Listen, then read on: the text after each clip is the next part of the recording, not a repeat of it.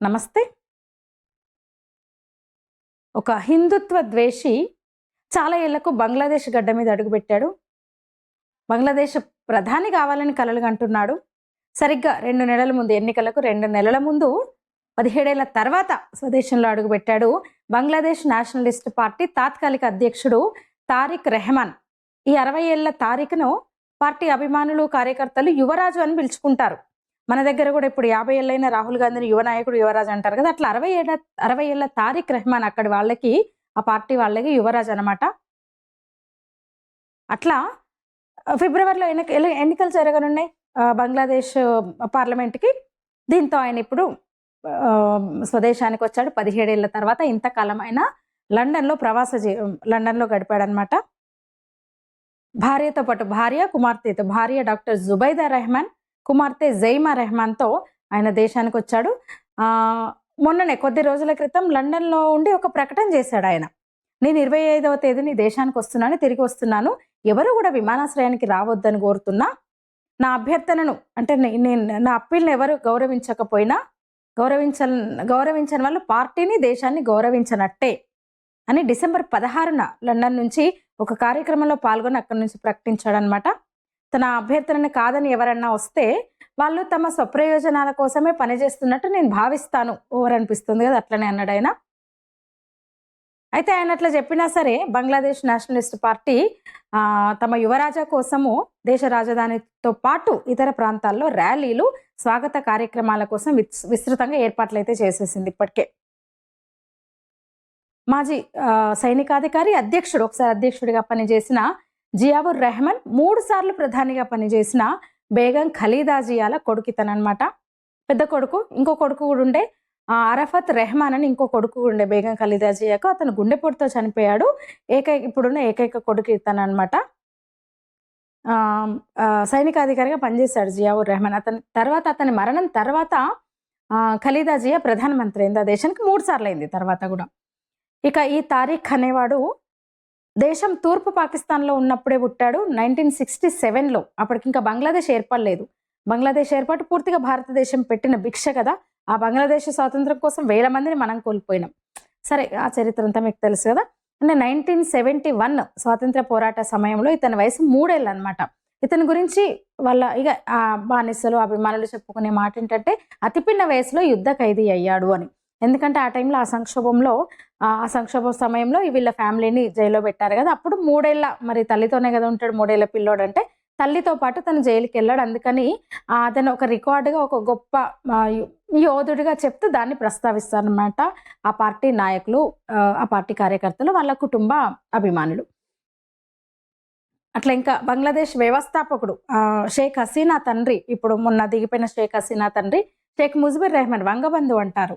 ఆయన ఇప్పుడు అంటే బంగ్లాదేశ్ స్వాతంత్రం కోసం పోరాడిన యోధుడు అనమాట ఆయనను అంటే బంగ్లాదేశ్ వచ్చిన తర్వాత 1975లో తిరుగుబాటు జరిగి హత్యకు గురయ్యారు ఆయన.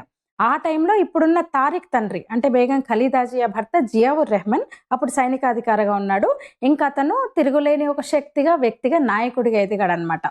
తర్వాత అతన్ని కూడా హత్య చేశారు. ఇంకా బంగ్లాదేశ్, పాకిస్తాన్ అంటే అంతే కదా. ప్రధానమంత్రులను, అధ్యక్షులను చంపుకున్న తిరుగుబాటు, ముఖ్యంగా ప్రజాస్వామ్యమే లేదు అసలు అక్కడ. తిరుగుబాటు ఎంతసేపు సైన్యం తిరుగుబాటు చేస్తుంది. అట్లా జియావుర్ రెహమాన్ హత్య తర్వాత ఆ టైంలో తండ్రి హత్య సమయంలో తారిక్ వయసు 15 ఏళ్ళు. ఇంకా విద్యార్థి దశను ఉంటే తండ్రి చనిపోయిన తర్వాత తల్లికి చేదోడు వాదోడుగా, ఆ వారసుడిగా తల్లికి అండగా నిలిచాడనమాట. 23 ఏళ్ల వయసులోనే బిఎన్పిలో చేరాడు.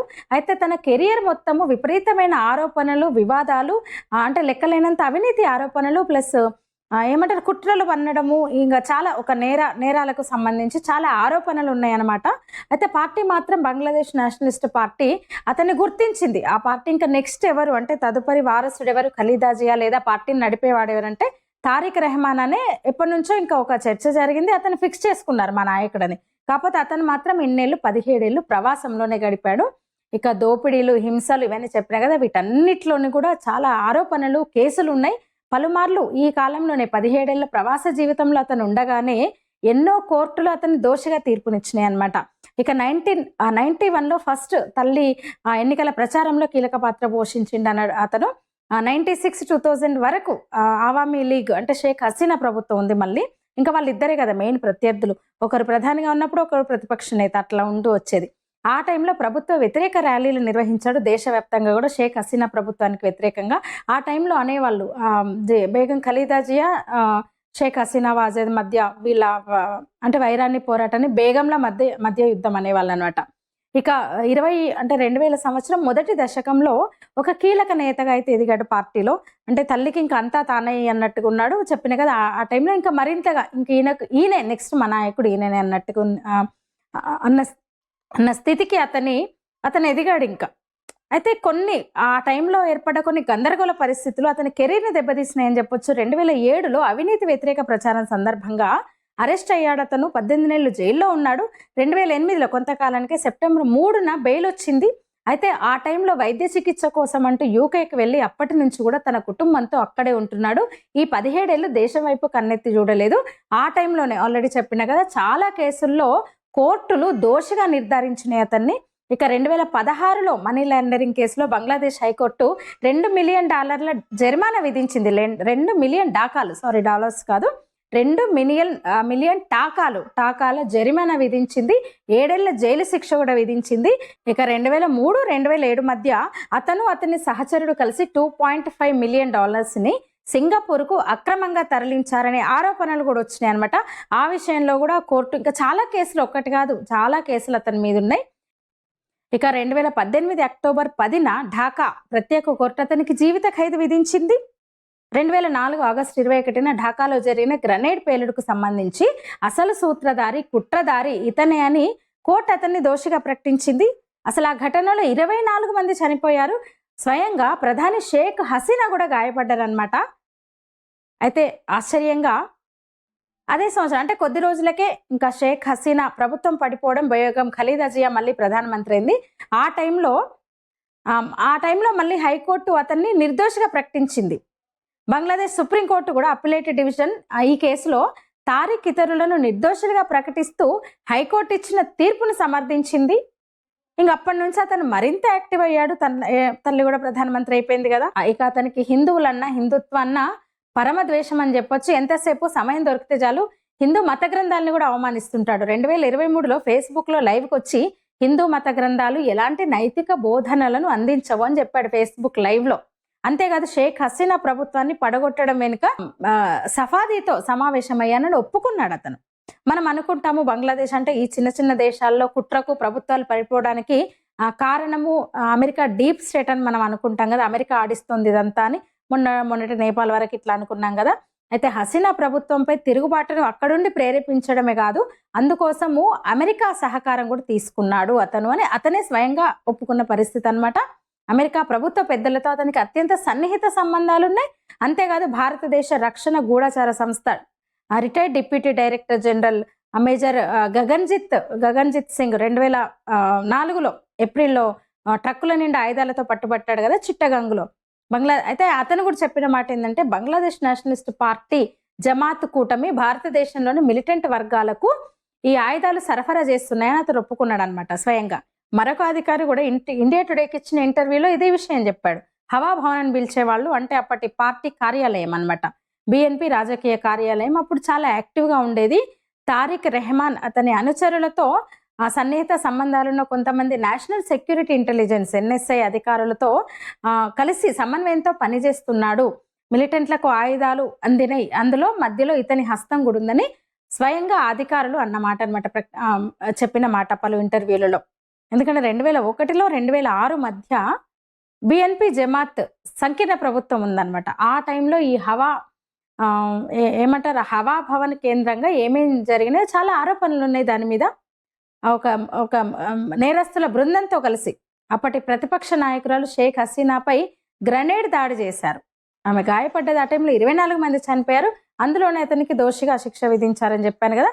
తర్వాత వాళ్ళ అమ్మ బేగం ఖలీదా జియా ప్రధానమంత్రి అయిన తర్వాత నిర్దోషిగా బయటకు వచ్చాడనమాట ఇతను.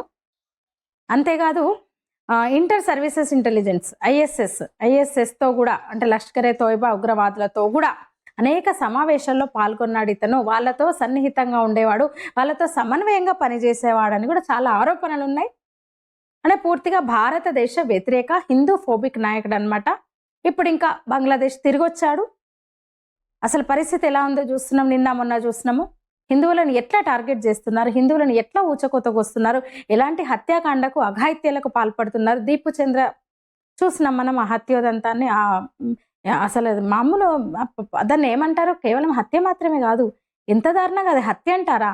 అంత హింసించి అసలు నడి రోడ్డు మీదకి తీసుకొచ్చి చాలా దారుణంగా బొక్కలన్నీ విరిగేలాగా, ఒక్క బొక్క కూడా మిగలకుండా, ఒక్క ఎముక కూడా మిగలకుండా కొట్టేసి ఉరితీసి ప్రాణం పోయిన తర్వాత కూడా తీసుకొచ్చి దహనం చేయడం, రోడ్డు మీదకి తీసుకొచ్చి వందల మందిలో నినాదాలు చేస్తూ.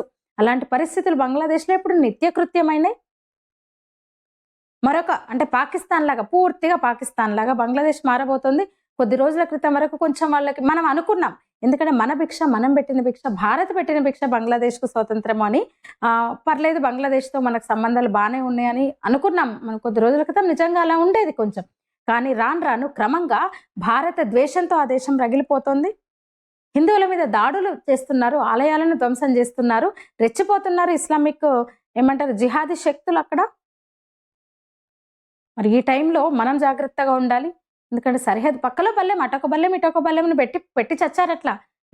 అసంబద్ధ విభజన చేసి మత ప్రాతిపదికన దేశాన్ని విడదీస్తున్నామని హిందుస్థాన్ పాకిస్తాన్ అని చెప్పి, ఇంకా ఇక్కడ దీని హిందుస్థాన్ కాదు లౌకిక దేశం అని చెప్పి మళ్ళీ ప్రియాంబిల్ని మార్చి లౌకిక రాజ్యం సామ్యవాదం వల్ల బొంద అంటూ మార్చేసి దేశాన్ని ఏ స్థితికి తీసుకొచ్చారో మనం చూస్తున్నాం. చాలా అసలు నిజంగా చాలా గందరగోళ పరిస్థితి, ఆందోళనకర పరిస్థితి. జాగ్రత్తగా ఉండాలి, మనం కూడా ఐక్యంగా ఉండాలి. మన ప్రధాని తీసుకునే ఏ నిర్ణయానికైనా మనం సమర్థించేలా మనం ఉండాలి, అండగా ఉండాలి ప్రభుత్వానికి. మీరేమంటారు? ఈ వీడియో మీద మీ అభిప్రాయం తెలియజేయండి. ధన్యవాదాలు.